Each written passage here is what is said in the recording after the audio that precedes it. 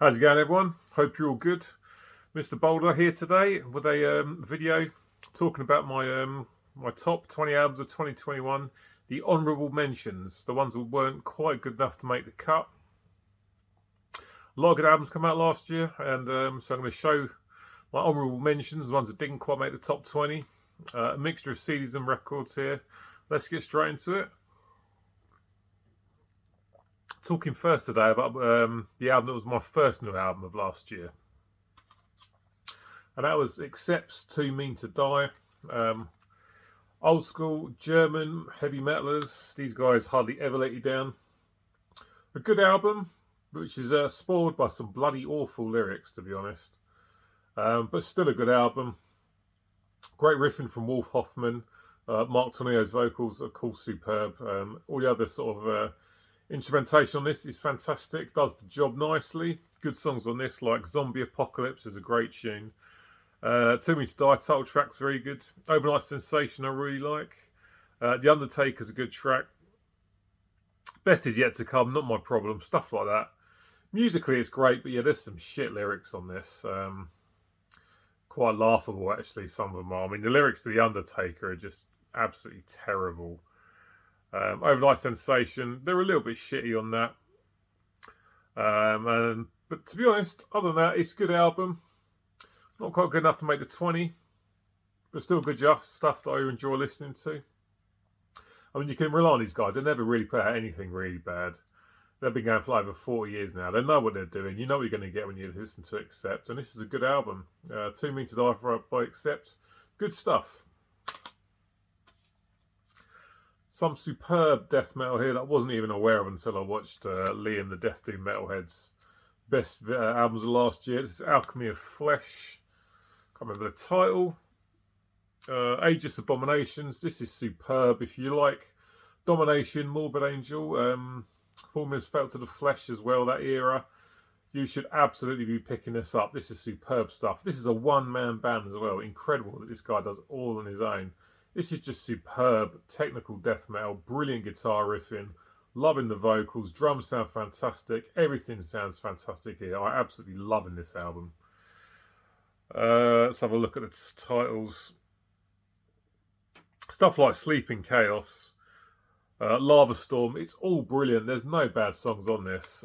Really, really loving it. I've only had this about 5 or 6 weeks, and it's just absolutely superb. If I had it earlier, it no doubt would have made the top 20. But because I barely had it by the time I made that video, I couldn't really include it. But this is superb stuff. Great sort of Morbid Angel sounding death metal here from this fella. Check it out if you love that stuff and you've not heard this already.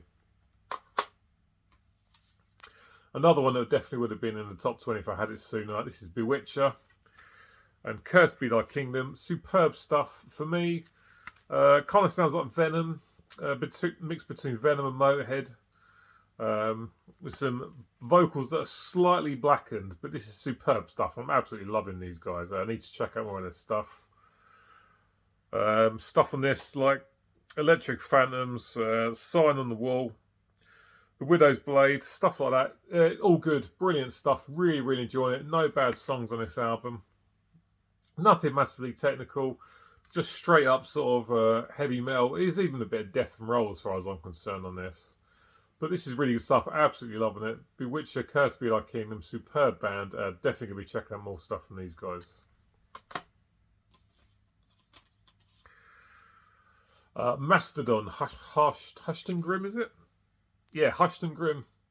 Double album from these guys. A big fan of these guys. This one, for me, though, has missed the mark a little bit. Maybe it just needs more listens, but it's very long. I know double albums are going to be very long. But for me, there's not quite enough quality to justify just how long it is. Like I say, maybe it's a case that needs a few more listens. But still good stuff. These guys know what they're doing with regards to playing their instruments. They're all great musicians. Triple vocals, of course, from Brandela, Troy Sanders. And I can't remember the other guitar player's name off the top of my head that does the vocals as well. But some good stuff on this. More Than I Could Crew. Chew, I should say, not crew. Sorry about that. The Beast, Pushing the Tides, Dagger, Had It All.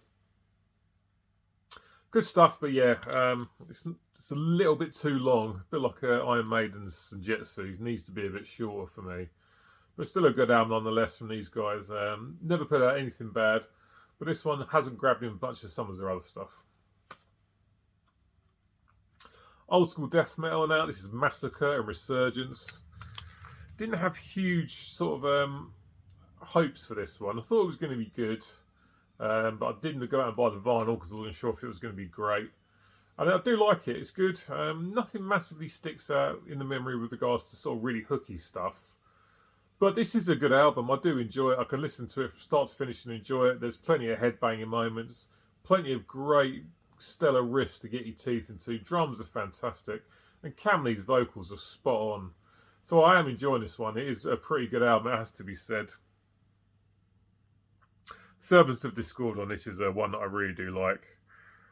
The Whisper in the Darkness, another good track. Yeah, not the best death metal album, but if you like Massacre, it's definitely worth picking up. I'm glad I picked it up. I don't think I'll be grabbing the vinyl. I don't like it enough for that. But the CD will do nicely. It only costs about £5 or £6 from Amazon, so that's all good stuff. Massacre's Resurgence, worth checking out if you haven't heard it already. And the last CD is the latest album from Trivium. This is In the Court of the Dragon. A good album, but for me, I have to say, this is an album that really sort of sprints out of the blocks, but only kind of jogs over the finish line. What I mean by that is the first two songs on this, the title track In the Court of the Dragon, and the second song, The Sword of Damocles, are absolutely outstanding. 10 out of 10 songs. But after that, nothing quite lives up to those first couple of tracks. Still good stuff. But yeah, just it doesn't finish as well as it starts. There's other stuff on this like No Way Back Through, Quest of Fire. But yeah, they're just not as good as the opening couple of tracks, so it's kind of loses a bit of steam as it goes on, but it's still okay. It's not a bad album by any stretch of the imagination, but if they wrote the rest of the songs as good as the first two, then this would have been an absolutely outstanding album, instead of just being a good album. So we're all done with the CDs, onto the records. This is the Dead Daisies and the Holy Ground. This is great old school sounding hard rock. Doug Aldrich on guitar, we all know him from his time in Whitesnake and Dio. Great guitar playing on this, absolutely fantastic. Not just the riffs, the solos are fantastic as well. This has also got Glenn Hughes on the bass and the lead vocals. I'm not going to lie, when John Corabi quit, I was really gutted. When I heard Glenn Hughes was coming in, I thought, yeah, okay, I'll still check him out because I like Glenn Hughes. And I've got to say, he sounds fantastic on this. A guy's voice is not breaking in the slightest, and he must be like in his early 70s now, and he just sounds superb. Who's the name of the drummer on this? I can't bloody remember. I think it's Dean Castronovo. Yeah, he's since left now. He's gone back to Journey. That's obviously a better paying gig for him. But good stuff on this. Come Alive's great, like no other. My Fate, Saving Grace, 30 Days in the Hole cover version. I can't remember who does it originally. It's really good. Right Stays Far Away. Great hard rock, this one. If you've not heard this one, definitely recommend checking it out if you're into that kind of stuff. Really good. Foo Fighters, Medicine at Midnight. This is the first Foo Fighters album I've cared about in a long time, and it's absolutely brilliant. This could have easily made the 20, actually. Didn't quite make it, though, but I absolutely love this. I mean, I haven't really cared for a Foo's album for over 20 years, but every single I heard from this album I really, really enjoyed. So I picked the album up, and it's really good. Really, really enjoy it. Making a Fire, great track. Shame, Shame, love that song. Cloud Spotter's good. Waiting on a War, Medicine at Midnight. That side 8 is all killer stuff. No Son of Mine's good. Chasing Birds, Love Dies Young, Holding Poison. All the songs on this are good. A great alternative rock album, but of course they're very, very popular, so it's definitely a mainstream rock album as well. But one that I really enjoyed, Dave Grohl and company doing a great job. Really, really good album. I was genuinely surprised at just how much I liked it. But yeah, superb stuff from Dave Grohl and company.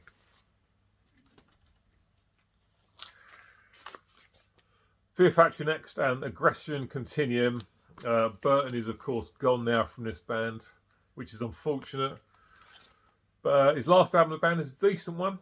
I did originally have this in my 20 down towards the end, but when I got some of the some newer albums into the collection later on in the year, I had to push it out. Still good stuff though. Burton C. Bell on the vocals sounds great. Dino Kazara's guitar playing is great. I think it's a drum machine they've used on this. Recode and Disrupt, the first two songs are fantastic. Fuel Injected Suicide Machine's a great track. Monolith, good guitar song that from Dino. You don't hear Dino solo a lot, but that's a great track. And the end of the line, the last song, is a really, really good. Yeah, vocal melodies are good as always with this band. Machine gun riffing is tight in with the double kick drums. Good stuff from these guys. There's going to be a new singer coming. He's got some big shoes to fill. But looking forward to seeing what they're going to do next. Great stuff. Fear Factory, Aggression Continuum. Superb stuff. Old school hard rock here from Thunder. These guys have been around for over 30 years now. This is All the Right Noises. Good album, this. It is lacking a bit of pace, though, I have to say, and that's why it hasn't made the 20. There's some really good rocking songs on this, but there's not enough of them. A lot of stuff's mid-paced and quite ballady, and it's what kind of makes the album not so good for me. I still enjoy it, obviously, but it could do with a bit more pace to it and a bit more sort of a bit more oomph, really. But good stuff on this. Last on the Turn Off Lights, first track's great. Smoking Guns, good. I'll Be the One. Don't forget to Live Before You Die. Young Man, You're Gonna Be My Girl. St George's Day. She's a Millionairess. That's a great track that ends this album. Good stuff from these guys. Danny Bowes, his voice is still as great now as it was back in 1990. Guitar playing from Luke Morley is always good, of course. These guys have been around for a long time. You know what you're going to get when you listen to Thunder, and it's a good album. Not quite as good as the one that come before it, Rip It Up, but this is still a good album from them. Good old school hard rock from Thunder. You know what you're going to get from these guys, and they usually deliver. And the last one for today is Agent Still, and No Other Gods Before Us. Before me, sorry. I won't lie, I completely forgot that this came out last year. I thought it was the tail end of 2020. Otherwise, this would have made the top 20. If you're familiar with these guys, if you thought John Cyrus was hitting some high vocals back in the 80s, and he's hitting some even higher notes now. I was almost laughing when I first listened to this because some of the vocals are so high, it's absolutely ridiculous, the kind of notes that he's hitting. To be honest, it's only really John Cyrus here from the old days. It's a completely new band other than him. But the guys that he's brought in to be the musicians in the band now are absolutely fantastic. Superb speed metal riffing. Drums are fantastic. Some insanely good solos on this. Title track's really, really good. Trespassers I really enjoy as well. Crypts of Galactic Damnation, really good. Veterans of Disaster, The Incident, Outer Space Connection. It's a really good album, and if I'd remembered it, it probably would have been in the 20. But for some reason, yeah, I thought this came out late 2020. But no, it was 2021.